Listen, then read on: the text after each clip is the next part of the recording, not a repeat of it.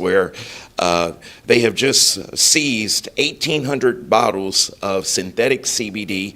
That was, of course, courtesy of the St. Mary Parish Sheriff's Office narcotics detectives. So with me right now, I've got Public Information Officer, Lieutenant Detective David Spencer, and we're also going to be speaking to Louisiana State Police PIO Supervisor, because these guys, they have an amazing accomplishment here the last week we're going to talk about. But first, David, tell us about this the seizure of the synthetic CBD that your guys got.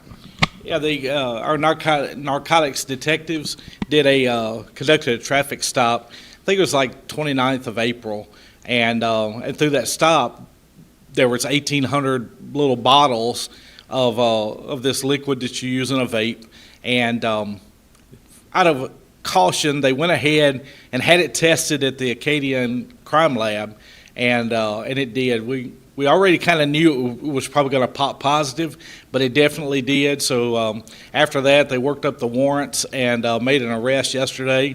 And the biggest thing that we wanted to get out about this is this stuff has nothing to do with marijuana. This is synthetic cannabinoids, very dangerous. We've seen people that, like one of the cops told me that the guy was on the ground, it's like his heart was beating out of his chest. This was way back a couple of years ago. The synthetic stuff is bad. It's real bad. It's very dangerous. And so we wanted to make sure, especially since a lot of our young people are the ones that are consumers that are buying this to vape, that parents understood and that they understood that's bad stuff. You need to stay away from this. Now, is most of this being sold on the streets at maybe some of the types of establishments? Where are you seeing most of this sold?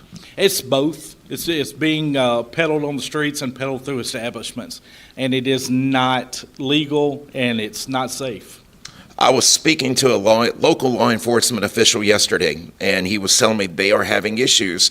They're catching kids, teenagers with vapes, and who knows what they're putting in them. So yes, like you said, this is a warning to parents about watching what their kids have in their possession. Absolutely. And somebody did comment that, are we saying that natural cannabis is okay?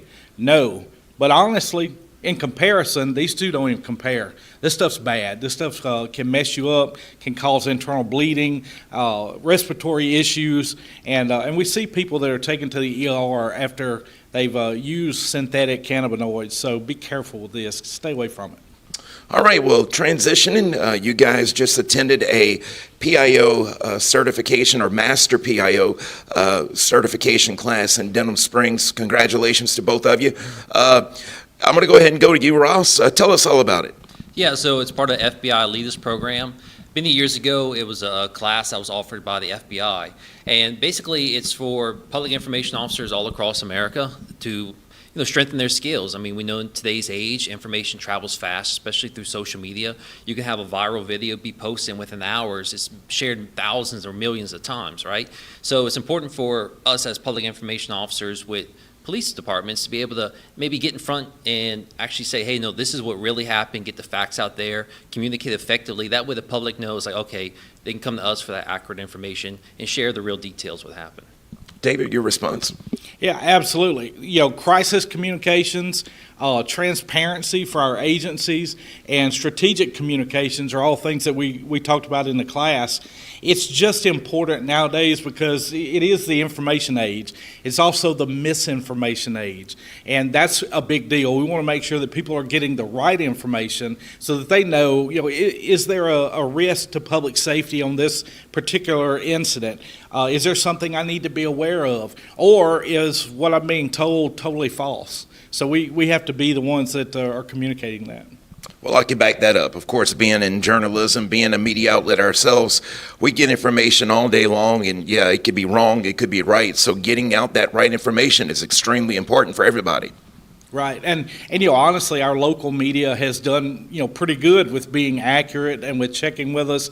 I can't say that for every media source outside of the parish, but there comes some times when things are put out that just aren't accurate. But we appreciate our local media. You guys are doing a great job on that. We appreciate it. Of course, Ross, you oversee several jurisdictions, several troops, I think from Lake Charles on through Troop C. How important is it for you guys to have this certification? Most definitely. So there's actually two parts to this certification. Everybody has to go through what's called the basic media and public relations course in order for you to get that master PIO certification. So we've all been through, our public affairs team, we've all been through that basic course there. But look, the whole goal of it too is build on that transparency, right? Because public wants transparency from the departments, and we want to share that also, that timely information. That way it can be well informed, know what's going on, maybe potential dangers, whatever's happening, right? So it just helps strengthen those skills, understand, whether it's through social media or, traditional media outlets like paper and the news agencies or whatever it is, right? To be able to, especially nowadays with technology and stuff, right? It seems like more people are going more towards social media than traditional media outlets. I mean, even this is on social media streaming live. Probably a lot more people watching it than the 10 o'clock, 8 o'clock news broadcast, right? So it's a different world that we live in, but just be able to get that information out accurately, timely, and ultimately build that transparency and trust with the community members. All right, well, congratulations to you both. Thanks. Thank you. And I'm Brady Burrell for KQKI News, your local news leader.